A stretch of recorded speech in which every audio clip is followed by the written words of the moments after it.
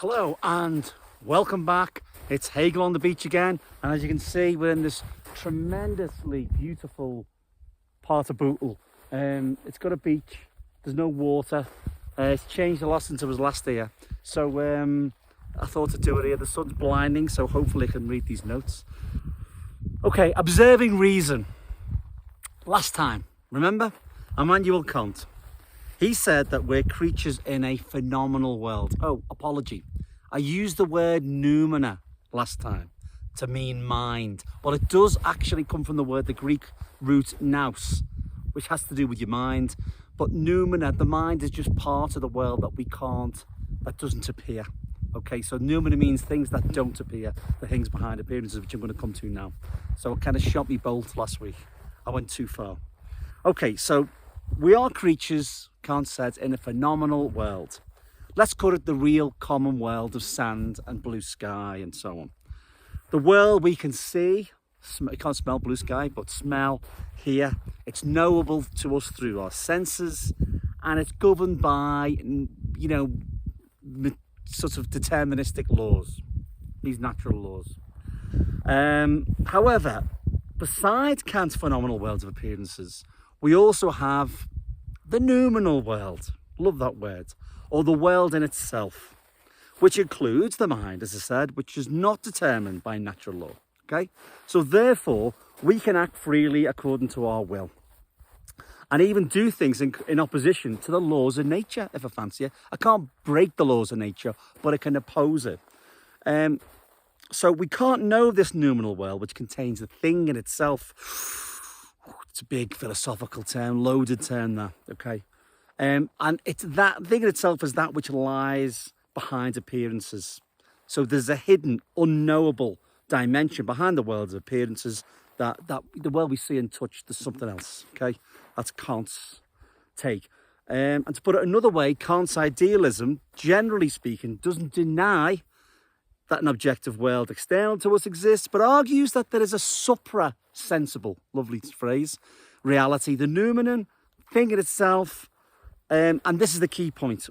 We can know nothing of things in themselves, except that they've got no independent existence outside our thoughts. Our knowledge, therefore, has got limits. And we can never know things as they really are, totally independent of us. We can only know things through our own representations. So I can only know this lava field through examining it, carrying out experiments on it and stuff like that, feeling it, but I can't get into it and find out exactly what it is, okay? And our knowledge is therefore it's limited by this inbuilt human filter that we've got. We can't know everything. Our mind's just not made that way. Going back to Hegel, in this section on reason, Hegel responded to a series of arguments about the nature of reality, the nature of the mind, and the nature of science and logic, the nature of nature, okay? So he was trying to work out how nature and the mind go together. That's what basically all philosophers have tried to do, modern philosophers. So the world is described by a series of laws that tell us how things work, planets, trees, not many trees here, molecules, cancer, pens, computers, volcanoes, which I'll show you in a second. So science helps us to get a closer and closer understanding of how these things do what they do and why they do what they do. Something happens, then something else happens. And then we've got a nice neat cause and effect. So there's a sequence, and scientific laws help us explain the link. So how does the mental world link up with that? Okay, so this isn't just a problem of ancient philosophy. It's still with us today in one modified form or another. So take the popular philosopher Daniel Dennett. I don't say most people have read him, but like if you're educated like me, you've probably read a bit of Daniel Dennett. So he's a reductionist. He's a mechanical materialist, I would describe him as. And he says this, and it's not me just saying it, this is what he says. He says, he uses the word mechanical, when mechanical push comes to shove, a brain is always going to do what it is caused to do by our current local mechanical circumstances. So that's from Daniel Dennett's book, Brain Children. He claims that consciousness is an illusion. It's a kind of trick that's played by evolution, and that human experience and culture can be reduced to bits of matter. Okay, so Dennett once described learning as, I remember in a video, he said, download an app to your neck top. So that's a very strong form of materialism. Mind is matter. So Kant's resolution to the mind-body problem was, as I said last week, the unity of our perception, mind and material combined. Okay, so now we come to Fichte and his solution of this mind-body problem. So Hegel introduced Fichte's I at this point in his story of phenomenology, as I pointed out last time. So clearly Fichte had a profound influence on Hegel, and maybe an even greater influence on Karl Marx. Like Kant, but unlike Spinoza, Fichte thinks that freedom can't be located within nature, which, as we know, is a place of necessity and lawfulness. Fichte says that the human is free, or the I. You know this I that I was talking about last time? The I is free because the I freely posits itself. So what does this positing mean? Who and what is the ego? Is it my finite real world self, or is it some kind of absolute infinite self? Where is Fichte going with this?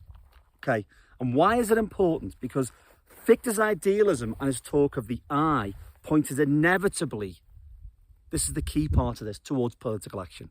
Political action. Let me repeat that.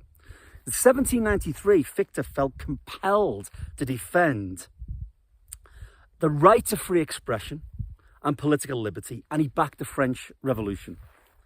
So how is Fichte's philosophical ego and political action linked together? Because they are linked. I think they're very, very close. So the author Frederick Beiser quite neatly describes this aspect of Fichte's thought and why it was a solution to the mind-body problem. Okay, so Beiser said why it's political action is the necessary outcome of this mind-body problem. Okay, so Beiser says this: the world in its present condition. This is what Beiser's saying according to what Fichte's saying. The world in its present condition is not ideal or rational, but it ought to become so through our striving. Striving is a key word here. Our striving as moral agents. We, as finite beings, do not have the power to create all of our experience. We can, however, diminish the given and increase the created content of experience as we approach the ideal of complete independence. We never get there, okay? Total power over nature. That's mind-body unity. If we've got total power over nature, we are nature.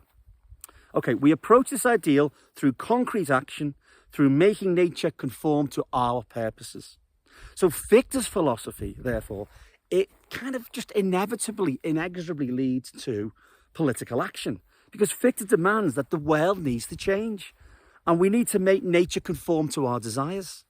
So the great, I love him, Tom Rockmore, who's a American philosopher, he believes that Fichte anticipated Marx by stating that the problem of philosophy can only be solved, fly in the eye, through political action.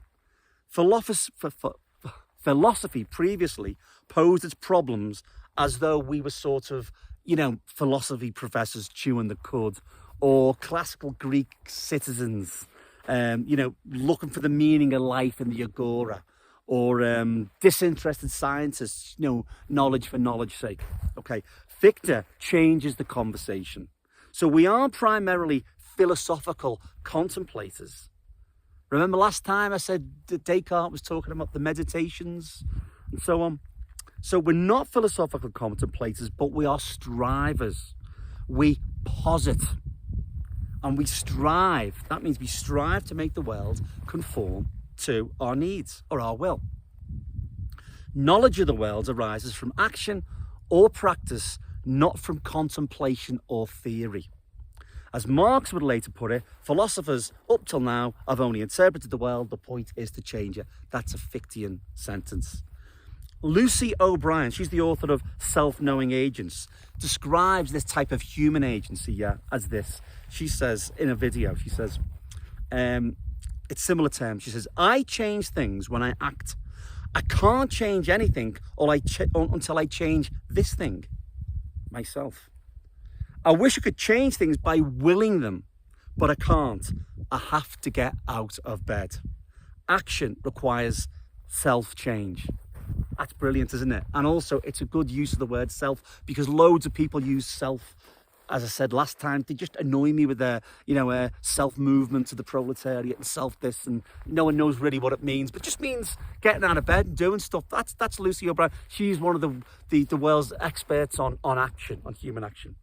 Okay, so Fichte doesn't say that the imagination creates the entire world from nothing. I mean, it's saying that the ego posits itself, so he's not saying that.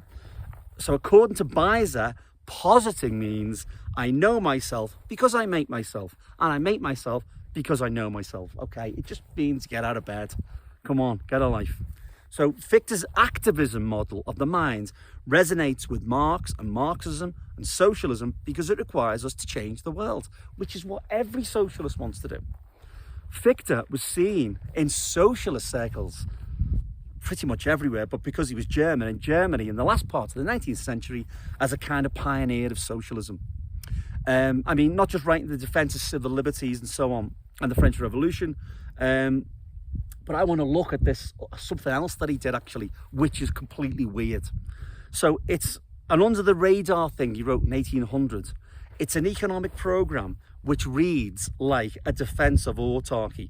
Autarky is being economically self-sufficient in a single country, North Korea, okay? So the work was called The Closed Commercial State. Says it all. So he argues that to protect the welfare of its citizens, a state should cut out ties with the outside world as much as possible. Stalin most conspicuously supported this type of economic concept we've probably all heard of this one, socialism in one country. Some of Fichte's ideas in this book were they're laudable, they're quite interesting, but they're very, very utopian. And as means of dissemination, he addressed the work to a minister of state. He said, oh, what a good idea. He wrote a letter. What do you think of this? Would you mind implementing it for me, please? I mean, there was no sort of self-movement to the working class. The workers weren't going to go and do it. So he wrote to the minister. So that was his pre-trade union movement, pre-whatever, right to the minister and said, dear minister, please get on with this. So, but he wrote an interesting thing about decolonisation. So he wrote this. Europe has, in the field of commerce, great advantages over the rest of the world. It takes the resources and products of the rest of the world for itself to an extent far greater than what its own resources and products could provide. Each European state, no matter how unfavourable may be its balance of trade with other European states, nevertheless derives some advantage from the common exploitation of the rest of the world. So that's a bit of a wow moment. So he was an early pioneer of, an analysis of colonialism. However, although this economic work, it's now, colonial stuff aside, it's seen as a curiosity, historical curiosity. And it's not really seen as being related to Fichte's overall work. And who reads Fichte, by the way? Who reads him? He's not, you go to uni, probably postgrads read him.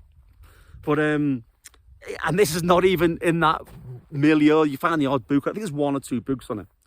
Okay, so, but Fichte's son thought this was really important. And he said, another reviewer claimed there is hardly any other work in our literature that equals this work in precision of expression and luminous representation. So at the time, it was seen as being a big noise. It was important, this work. And it is important, and I'll come to it why it was. In fact, it was world-shaking, this work. And it is linked to this I positing itself. So Fichte explains that state intervention in the form of a closed state, that was an essential remedy for economic injustice and inequality caused by international markets. Have we heard this before? Yes. perhaps it seems this was a response, to Adam Smith's view. This is what Smith thought, that free commerce and liberty of exchange should be allowed with all nations and all things. And his view was that there should be no interruption of any kind of trade, made to foreign trade, no interruptions. Smith believed it is the pursuit of individual self-interest that enables a society based on the division of labour to function. Smith saw this trade between nations as based on exactly the same principle as trade between individuals. So that's a very Smithian concept, free trade, and anti-Smith stuff that, it's the argument's still going on. So Fichte, his opposite conclusion was that state intervention and closing the state off helped to realise human potential. So Fichte's paternal state, or maybe welfare state, we could say, that's an embodiment, therefore, of reason. The Prussian state should use the power of reason, these brainy ministers, these clever advisors, use all the levers at its command, and use the power of the state to change the imperfect state of affairs. So it's kind of like a logical thing that Fichte's coming to. So Fichte's radical politics also presupposed a related radical theory of property. So the foundation of this theory of property is the claim that originally we ourselves, this is what he says, originally we are ourselves our property. No one is, nor can anyone become our master. God himself has emancipated us and said, from now on, be no one's slave. We are our property.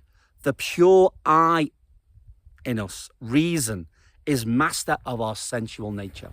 Okay, so again, we keep on coming back to I'm the master, I'm in control of the state, that kind of thing. So reason, it's an active force and it transforms the world around it. Political action demands state action. Years before Marx wrote, Theses on Feuerbach, entree, not his entree to the world because it wasn't published, but it was kind of like his first gathering of his thoughts. But years before that, Fichte claimed that the aim of philosophy was for man, gendered man, humanity, to change the world. So this idea of national economic self-sufficiency to address injustice is still a powerful theme in many ways on the left. And it's a tough one, this. And I'm not sure even if the left has come up with an internationalist alternative. For example, because it always falls back into nationalism. Everything does. So far, it all does. So, for example, during the Brexit referendum, most of the left, including the revolutionary left, they allied themselves to the Brexiters. Now, they're going to try and distance themselves, but they did. And some of them actually took money off Aaron Banks. Aaron Banks gave money to a left organisation which was designed a Lexit thing. It was just a fantasy. It was a fantasy. Anyway, self-sufficiency was the common ground of the right and the left in this landscape, this Brexit landscape. And this is Brexit, by the way. Looks like Brexit, doesn't it? This is what we got after Brexit. So, and I'm not, listen, by the way, the revolutionary left, I'll give them a hard time, but look at the Labour leader, Starmer. He was praising economic self-sufficiency, declaring that Britain should wean itself off cheap labour from abroad. So economic nationalism is seen as a way to solve injustice. They're not doing it, of course, these people. They're not doing it because they just want to be nationalistic. They think it's going to help fight injustice. So, and, there's a grain of truth in these things. There's a grain of truth in what Fichte said, but it's a grain of truth, isn't it? It's not the whole truth, but these people have this certainty. So, it's the same thing that the Brexiters, the current Labour policy, and the revolutionary left. It's, paper between them all. So Fichte's closed system idea historically, also, it had a big effect. As I said before, it was a forerunner of socialism. So the biggest socialist party in Europe's ever seen, the German Social Democratic Party of the late 19th and early 20th century. Gigantic party. And in Fichte's ideas had a huge effect on that. So in 1891, Marx's ideas had its official victory party at this 1891 Congress. And it seemed to signify that, we know Marx was an internationalist, of course. Unlike most of the revolutionary left today, he was an internationalist.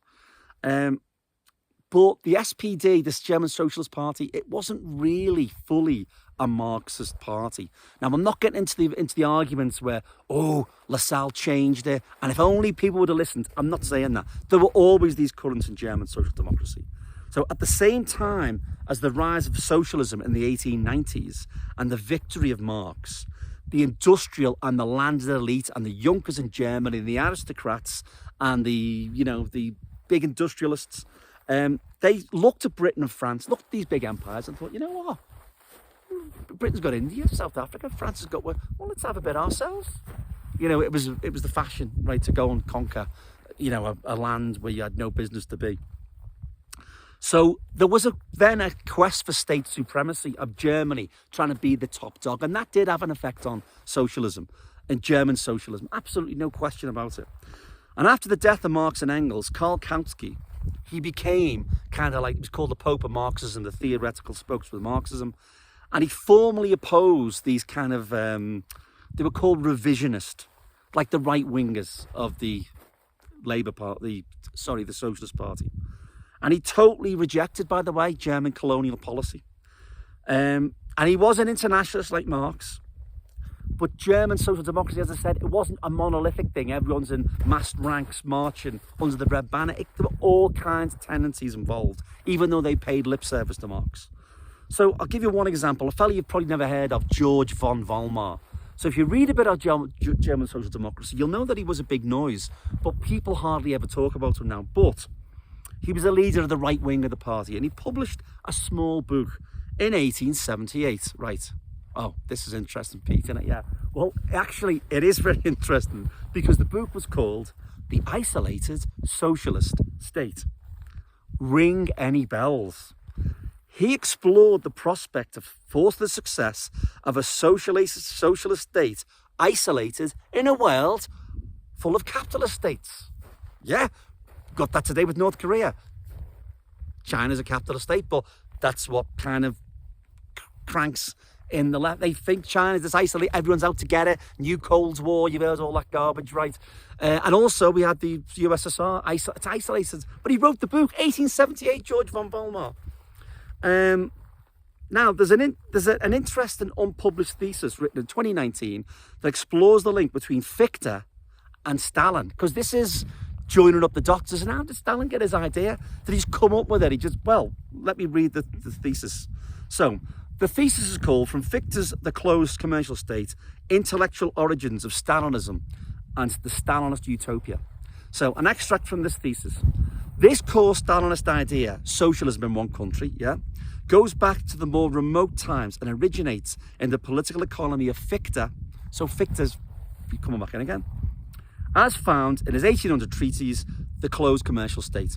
The thesis traces the route of Fichte's ideas travelled through the 19th century, first from Fichte to Lassalle. Lassalle was also a founder of German social democracy, killed in a duel. Yeah, as you do. Socialists get killed in duels regularly. So from Fichte to Ferdinand Lassalle, then along the perplexed trajectory of the German Social Democratic Party's ideological evolution to the Second International, and finally to post-revolutionary Russia. It was established in the course of research that, contrary to what was previously thought, Stalin was, and this is the bombshell, Stalin was familiar with the abridged Russian translation of George von Weimar. His 1878 pamphlet called The Isolated Socialist State. The copy of this text and numerous marks were found in Stalin's archive. So George von Weimar, Fichte, and then Stalin, there is a straightforward line. There's a nationalist thread, isolated socialist state.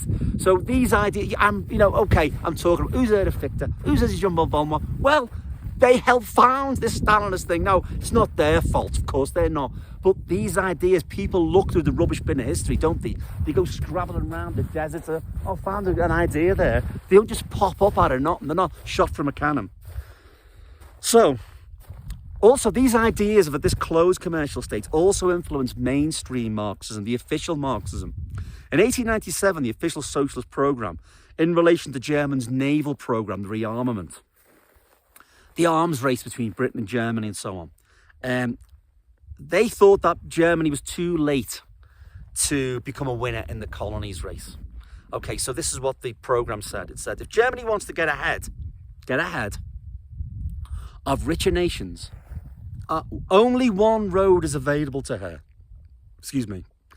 The road of a social revolution, which makes possible the creation of new productive forces that cancel out the disadvantages of the geographical situation. Marx expressed this thought already 50 years ago, and later Lassalle gave it formulation that the world market will belong to the nation whose working class first manages to emancipate itself. The Weltpolitik of the big industrialists must be confronted with the proletarian Weltpolitik. So what's that saying? Well, for Germany to get ahead, let's be an isolated socialist state. That's the only way to do it. So according to Eric Van Rie, the editorial suggested not only that Germany could establish socialism on her own, but that this would even represent the desirable state of affairs for the spread of socialism to other nations. It would have undone the lead socialism would have given Germany, which is the whole point of the editorial. That was, however, not likely the real drift of Kautsky, so he didn't really mean it. More likely, he only intended to show that the socialist economic system was a solution for countries that were insufficiently able to get ahead. Nonetheless, the editorial shows that even the orthodox Kautsky was not insensitive to the patriotic attractions of socialism in one country. So in the 1892, the Airfall Programme, a very famous text in Marx's canon, Kautsky defined the socialist state as a self-sufficient association that must produce everything it needs for its existence. Something, he said, all socialists agreed on. So this idea of self-sufficiency in socialism, okay, it's going to come back, and it comes back to this Fichtean thing of the I, doesn't it, again? So other socialists shared this vision of this closed socialist self-sufficient state. Balodis, who was, I think, a Latvian socialist, he said, it would be completely unthinkable that the whole earth will turn socialist in one blow. This is pre-USSR. The Van Rie article shows, quote from Balodis, that such a state will acquire nothing from the rest of the world. That state has no other choice but to become a closed state which produces all it requires on its own territory. Okay, so all these ideas are there. So, as in my little aside, Wilhelm Weitling, who was a pioneer of the German socialist movement and somebody who Marx criticised and praised them. But he summed up what was going on with some of these ideas that were in the ether then. So, and they're still in the ether now, aren't they, as well? So he believed that socialism could... socialism couldn't just survive in a single country. It could actually survive in a single community. And there were loads of socialist pioneers who went to America to create the utopia there. Weitling, who was a very important figure in German socialists, eventually left Germany and he settled in America, where he joined a German-American utopian socialist community called Communia. And it was in Iowa.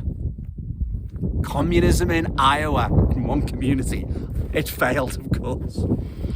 Okay, Isaac Nakamowski described Fichte's political theory thus. Fichte gave the state a pivotal role in reorganising society so that it could afford all its members the opportunity to cultivate their individuality to the fullest and richest possible extent. He was celebrated by Ferdinand Lassalle, because that's what it's about, realising your potential, that's the aim. And he was, he was celebrated as a forerunner of the German Republic, The closed commercial state was cited by writers including Jean Jaurès and Gustav von Schmoller, who wasn't a socialist. And he loudly and clearly proclaimed that the state could not fulfill its limited duty to protect individual liberty and property rights without guaranteeing a right to work. Okay, that's what it was about. Justice, economic justice. So Fichte's ideas seriously influenced Jean Jaurès, as I said. He was the leader of French socialism, so not just German socialism. He was a titanic leader, assassinated in 1914. From Germany to France, post-Marxism, socialism and the concept of the nation was certainly influenced by Fichte in Germany. But it took a really perverted twist when Stalin took hold of this idea. So was this closed state an incidental, was it an incidental text? I don't think it was, okay. Or was there something in Fichte's idea that Marx influenced Marx and it needs deeper examination, which I'm going to do later on, okay, not this time. So next time we'll see how far Fichte really influenced Marx's philosophical ideas. Hegel hasn't gone away, we're just pausing with reason and Fichte, and we'll come back. So more about this Fichte-Marx thing and activism later. Okay, goodbye from the brutal deserts, yes, see you later.